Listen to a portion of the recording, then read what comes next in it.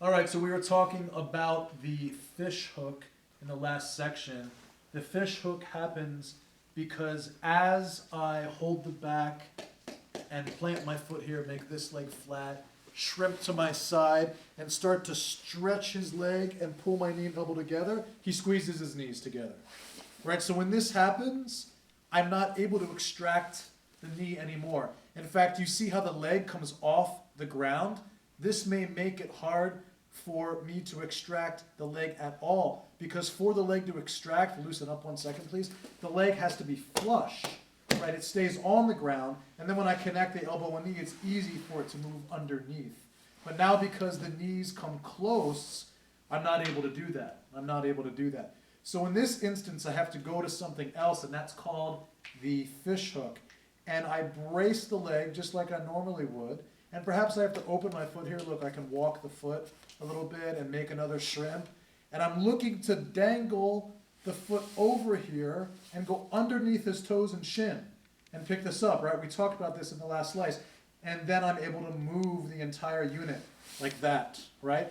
So in this case, though, I try the fish hook, and as I try to move the entire unit, he nails the knee to the ground and doesn't let me, right? So I go underneath, and I catch the fish hook, and as I try to lift it up, he just puts the weight on the knee, and I can't lift it anymore. So look, because I can't lift the fish hook, I now have to change my tactic and grab the leg in a different way.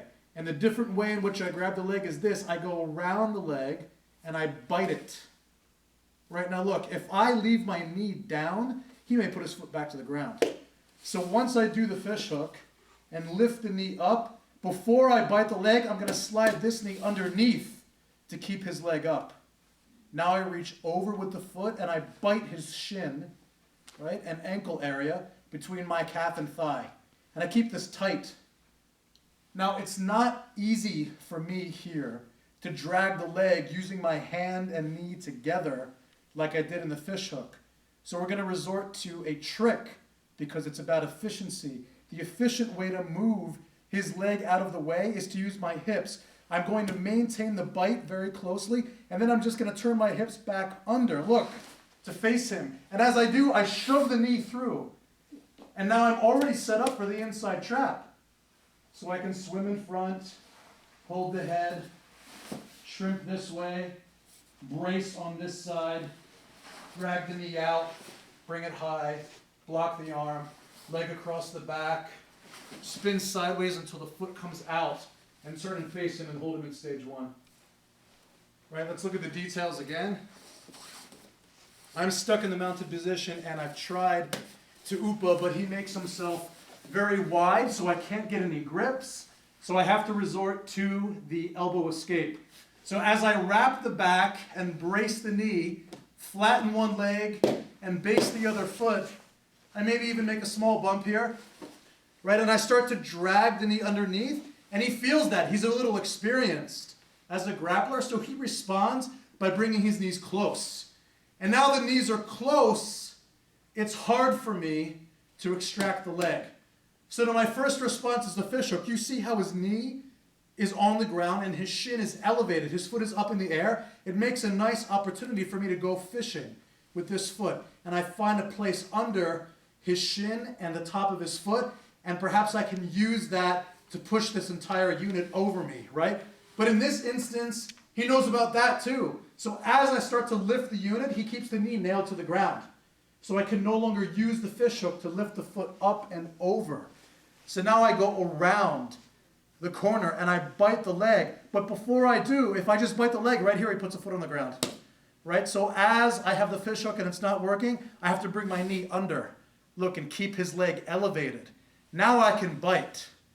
And I can even, if I need to, use my hand here to slap the shin inside and feed it to myself. Now I continue to brace the knee, and I'm going to turn my hips back under. I don't try and lift him here. I just spin the hips back under so they go to the sky. I square up. Boom, and as I do, I shove the knee. And now the inside trap is already set. It doesn't make too much sense here to use the outside trap because it's hard for me to reach. I might as well use the inside trap to hold his leg still, walk my foot open, and now swim in front, and look, I start to shrimp this way until I can reach around the head and finish the elbow escape. Right now I can switch my traps because I'm all the way on the other side. And I start to push or brace this knee so he can't follow me. I'm going to connect the knee and elbow on this side. Right now I turn the knee up so that he doesn't advance anymore. I keep him back, and to extract this leg, I swim in front of the arm, put my leg around the back, and look, he's going to go forward, so I can't pull the knee back. Of course, we talked about this. Very critical detail, though, that I spin and face my hips this way while I look away, right? I want it to come out the back door. Now I straighten the leg and square up again and just keep him in stage one. Okay, one more time, the detail on the knee drag. It happens, let's go to the full mount. It happens because I try to elbow escape and he touches the knees, and when I fish hook, he keeps the knee on the ground. So I put my knee under his shin to keep his shin elevated. I bite, and now I square the hips up and shove the knee. I already have the inside trap now, so I just finish the elbow escape the way I know how, right? There we go. Okay? Questions, guys? We're good? Let's try that.